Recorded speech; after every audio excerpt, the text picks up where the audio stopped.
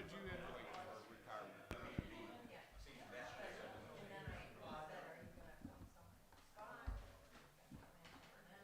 And it's not been because I discussed it with them too. It's, yeah.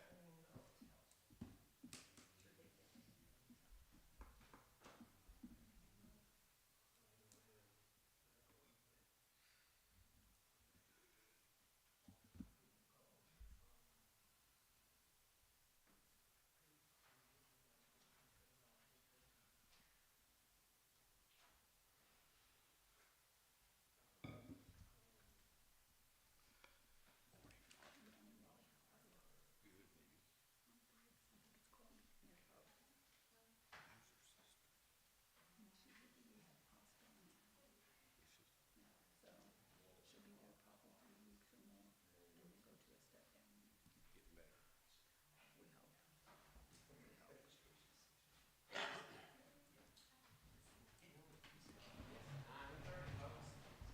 Pledge allegiance, please. Pledge allegiance.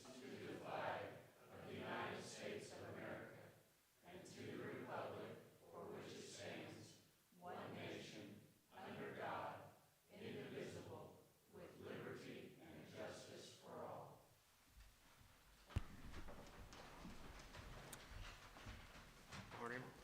Call to order the regular meeting of the Lawrence County Commissioners on March the 24th. The first item on the agenda is the approval of the minutes for March the 10th. Move to approve. Second. Got a motion? All in favor, say aye. Aye. Aye. Next on the agenda is the approval of claims. I move to approve. Second. Have a motion? All in favor, say aye. Aye. Aye. Next on the agenda is the approval of payroll. I move to approve as presented. Second. Have a motion? All in favor, say aye. Aye.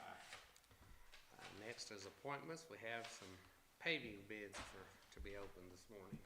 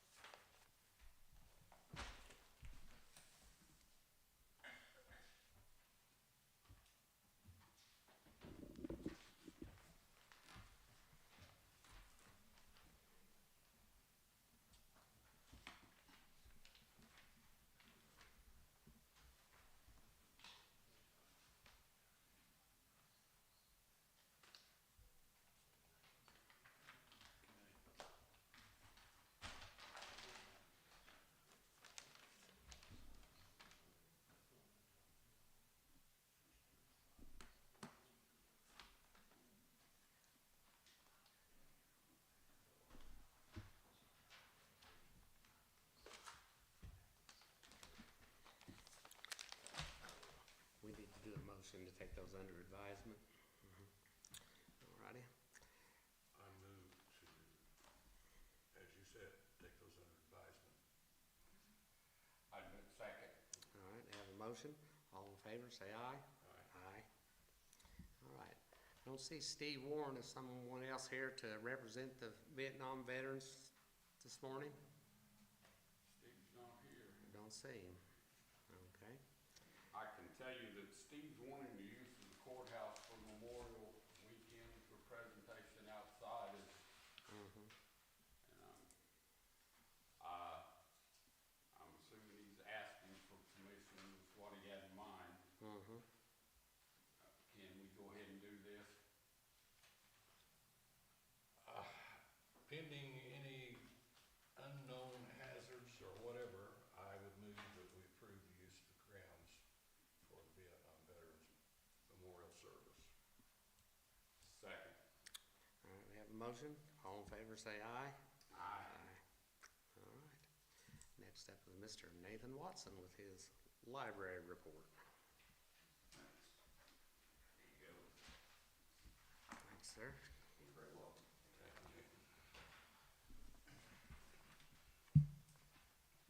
So, thanks for giving me an opportunity to talk. I'm Nathan Watson. I'm the director of the Bedford Public Library, and I just wanted to give you an annual report on 2025. I know that you appoint 2 members to our board, and I think that, you know, just moving forward so we have a good relationship and transparency, that I tell you what the library's been doing. I'm very proud of the work that we're doing over there. So, the late, great Bob Bridge used to say, when he first moved to town, Mayor John Williams approached him and he said, you know, you can always tell the quality of a community by the quality of their library. And I don't know how true that is, but Bob told me that all the time, so I take it to heart. And I hope that after this report, you guys will see that the Bedford Public Library is doing all it can to live up to that expectation. So, really, what it means to run a library in today's world is that you're running 3 organizations. You're running a physical library where we have the books and the things that you take out and bring back. You're running a digital library where we provide thousands and thousands and thousands of titles that you can check out from your phone, you can check out from your smart TV, from your tablet, any of those electronic devices. And then we also have the service part of the library, which is attending to people's needs, teaching them things, and providing programs. So keep that in mind. I'm going to throw a lot of numbers at you real quick here. Last year, we had 269,000 materials circulated. If you're looking at that, I'm jumping around just a tad, but enjoy the pictures and the testimonies, because there's a lot of smiling faces in there. 269,000 materials were circulated. Of those, 156 were digital. So that means that of every 10 items that we circulate, 6 of those are moved by not even coming into the library. It happens straight on your device. That is higher than it ever has been. So 60% of our stuff doesn't walk out the door, it goes straight to you. That being said, you would think that our door numbers are down, but last year we had 71,000 visits. We're on a record high trend right now. That means even though we don't have people coming in to get books, they're coming in for other things. They're coming in for our service. They're coming in for our customer service. They're coming in to learn things. We have 15,000 active library users now. So we cover everything White River North, and then Mitchell Library covers everything south. So everything White River North is almost 34,000. 15,000 of those people have library cards. We had 1,000 new physical library cards last year, 700 digital, so 1,700 new memberships last year alone. We had 12,000 reference questions answered. 40% of those were instructional, which means it's not just, oh, well, the books are over here, or this is this way. You have to, we're sitting down, we're teaching people how to do things. We're teaching them how to use tech. We're teaching them how to fill out job applications. As a matter of fact, most of the time when we get people who come in and they're brand new to the community, the library is the first public place they visit to see what the community is and what is out there. We have had 5,000 people use our computers last year, and then 17,500 people used our internet. We've also provided 400 free tax appointments through the VITA program. Our program with VITA, which is a federal program with local volunteers, is one of the highest performing in the state, so we're very proud of that as well. Last year, we also did 87 children and teen programs. We did 98 adult programs and 63 all ages programs. That's inside the library. We also have, I would consider it, and no one's ever taken a poll, but I would say that it's the best outreach program in the state because of just the sheer numbers. We're the only library that does outreach the way we do it. We have 2 outreach educators who go into all of the K-5 classrooms once per month to the tune of 721 programs a year. That is outside of the library. So overall, we've done over 1,000 programs. We've had over 21,000 in attendance in 2025.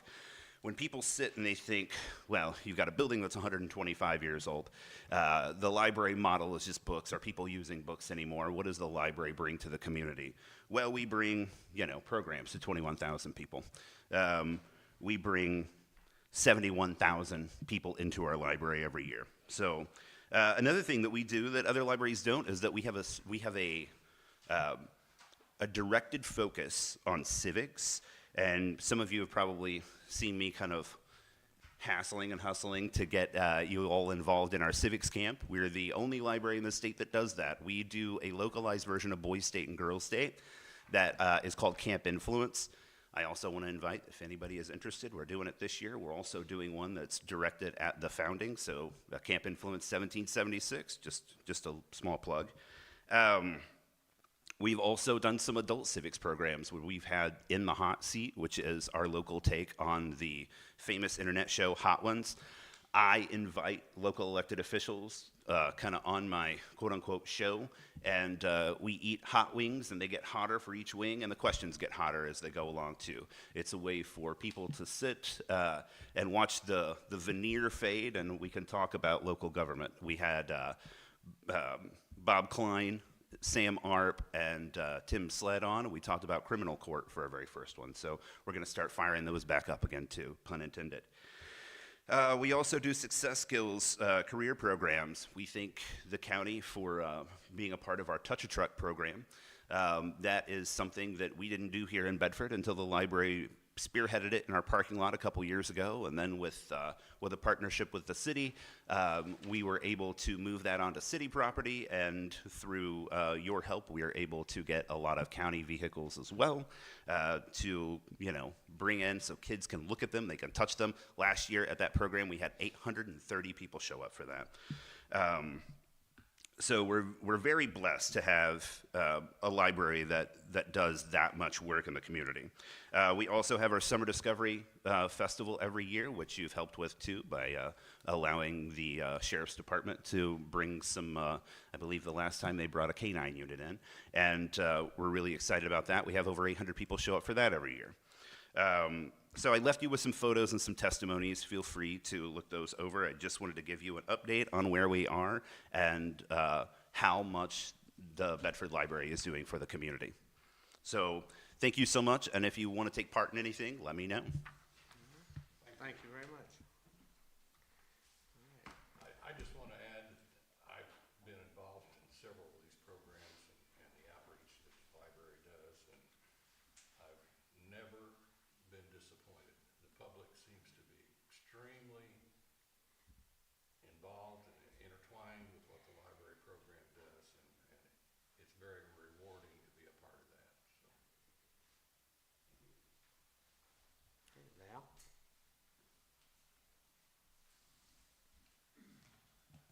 Good morning. I've been asked to present a grant application for Shawswick Volunteer Fire Department and the Lawrence County Fire Territory.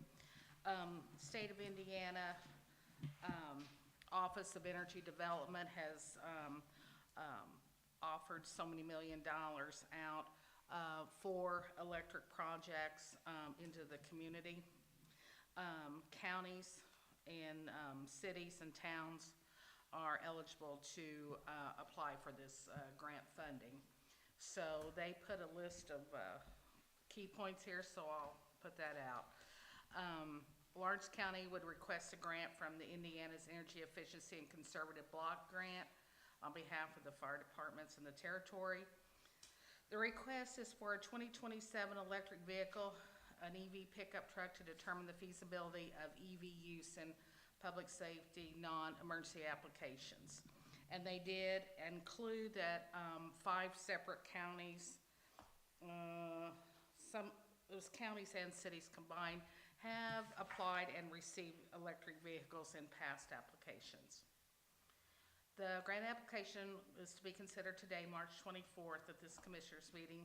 The application is approved and signed. The application will be submitted by the April 5th deadline. Grants approved by the Indiana Office of Energy Development would be awarded by September 2026 and must be completed within a year of award. The pickup EV would be used in Lawrence County, and the anticipated cost savings would primarily benefit the taxpayers of Shawswick and Guthrie Townships. Because counties are the smallest units of government recognized by this grant, Lawrence County would act as a conduit for the federal funds that comprise this grant. Upon receipt of the grant, Lawrence County would order, receive, and pay for the EV per specs provided. Under no circumstances would Lawrence County be liable for any funds in excess of the grant award.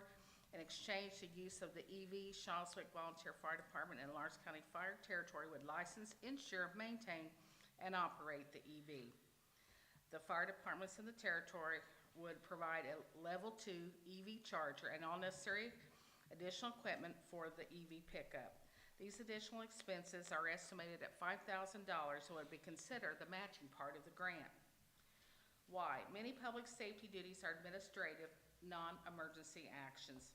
Errands like procurement and delivery of supplies, as well as apparatus and fire station maintenance, do not require the use of resources of fire apparatus. However, Shawswick does not currently have an administrative non-emergency vehicle. All administrative tasks are carried out with apparatus. This results in high operation, repair, and maintenance cost. Also, apparatus wear out sooner, forcing earlier expensive replacement, and this EV pickup would relieve the burden of those administrative duties from our apparatus fleet and save the taxpayers considerable cost. The grant application is $80,000 with the match of $5,000 is when I looked at the application. So I do know other volunteer fire departments here in Lawrence County do have administrative vehicles. You guys have probably all seen them out on the roads. I know Marion's got a new one, Olytic has one, Pleasant Run's had one. Can't remember any of the others, but those are the ones I've seen out, that are obvious. But I'm just here today to present for them because they cannot be here, and they asked me to present. Okay. Any thoughts, gentlemen? I want to ask our attorney, county attorney, if in fact we are held harmless for anything that would happen with this vehicle, whose name's going to be on the title and that kind of stuff. That's a question I have. When I was given the information preceding today's meeting, I wrote and sent you guys an opinion letter. It does not look as though the county would be responsible. It does look like it would afford Shawswick Township with equipment that they can make appropriate use of, and I see no reason not to support their grant application. With that understanding, I would move to approve the application for the grant. I'll second. All right, we have a motion. All in favor, say, vote aye. Aye. Motion passes. Thank There you. go, Val. Up next is Brad Move.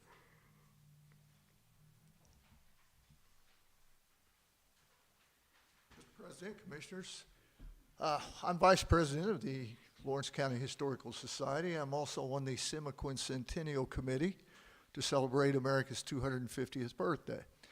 At the last Semiquincentennial meeting, it was brought up that our bison is in need of some repair. And I was wondering if there was any way we could talk about in the future getting the bison repaired prior to July 4th, when we will have the large semiquintennial celebration here on the square.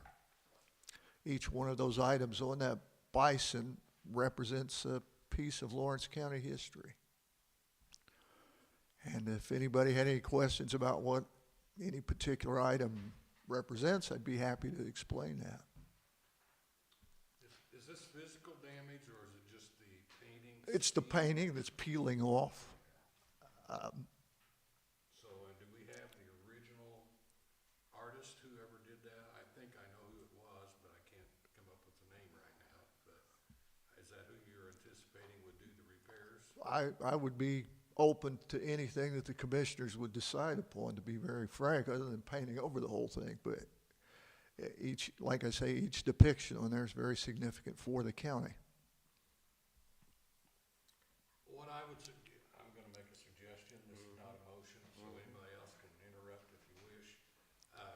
knew what the cost, the possible cost would be, we'd have a better understanding of what we would be obligating the county to do. I'm not in disagreement with repairing it, but I'd just like to know what the possible cost might be. Okay. Sounds reasonable. I think we should just make a motion today to take it under advisement until we get further information, and then we will. I would agree with that. Thank you, Mr. President. I appreciate that. Thank you. Thank you. All right. Next, we have, under items for consideration, we have a resolution with the Area 10 Aging on Rural Transit to give them the permission to apply for a grant for our rural transportation for the coming year. I'd entertain a motion to that, if that's acceptable to you guys. I move to approve. I'll second. All right, have a motion, all in favor, say aye. Aye. Aye. All right, so moved. All right, up next is Brian's, County Highway. Good morning. I don't really have much to talk about today. NDOT's going to be working on a deck overlay on 158 as soon as I get the dates for that. They say they're not going to close it down, they're just doing one lane at a time. And they will be closing down some work on Highway 450 in May, so when I get the hard dates, and I'll send out detours because they're going to close the road. I told you about Bud Stip, blew out this morning, so we got that closed right now to fix that. And then we are looking for potholes and repairing them. It's that season finally, and that's really all I have to report, gentlemen. Okay, Thank you, Brian. thank you, Brian. And then Val's up for emergency management again. Should've just let you done it all at once.